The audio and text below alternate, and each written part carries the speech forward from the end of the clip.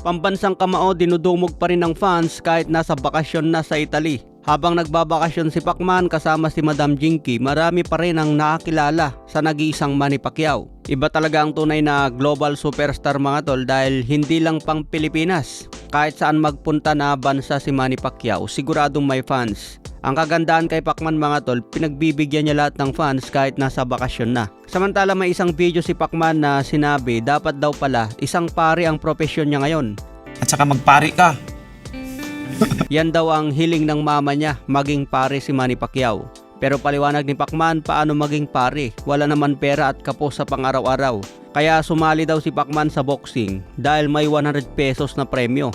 Wala daw siya alam sa boxing noon pero lumalaban lang dahil may makukuhang pera. Sa madaling sabi mga tol, kailangan niya lumaban para may makain. Kaya iba ang motivation ng batang Manny Pacquiao. Malaking bagay na raw kasi ang 100 pesos noon dahil makakabili na ito ng maraming bigas. Habang dumadami daw ang panalo ni Pacman, nakikilala na ang pangalan niya na Kid Kulafu. Kaya dito na nabuo ang desisyon niya na boksingero talaga ang gusto niyang propesyon. Kahit ayaw daw ng mama niya, nagdesisyon si Manny Pacquiao na pupunta ng Maynila. Pero hindi daw madali ang buhay niya sa Manila. Dahil walang kamag-anak, kailangan niya pumasok bilang construction para may pang-allowance. Gigising daw ng maaga si Manny Pacquiao, mag-jogging muna bago papasok sa construction. Pag-uwi ng hapon, mag-training pa ulit. Araw-araw ganito raw ang takbo ng buhay ni Pacman. Gigising ng maaga, mag-jogging, papasok sa construction. Pag-uwi ng hapon, magte-training. Kaya napakahirap daw ang buhay ni Manny Pacquiao noon at nasanay na ang katawan niya sa pagod. Hanggang nakapasok na siya sa blow by blow at dito na siya mas nakilala. Mahaba pang kwento ni Manny Pacquiao mga tol kung paano ito nagsimula hanggang sa naging 8th Division Champion. Kung hindi niya sinunod ang passion niya sa pagboboxing, sigurado wala siya sa kinakatayuan niya ngayon bilang global superstar. Baka nasa simbahan siya ngayon mga tol, naging isang ganap na pari.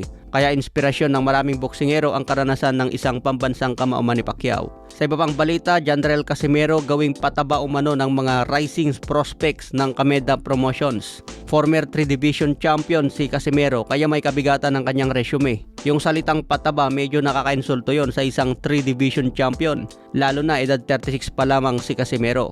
Pero may ganong senaryo kasi sa boxing mga tol. Ilalaban ang may edad at former champion sa mga batang pausbong pa lang at gustong magpakilala.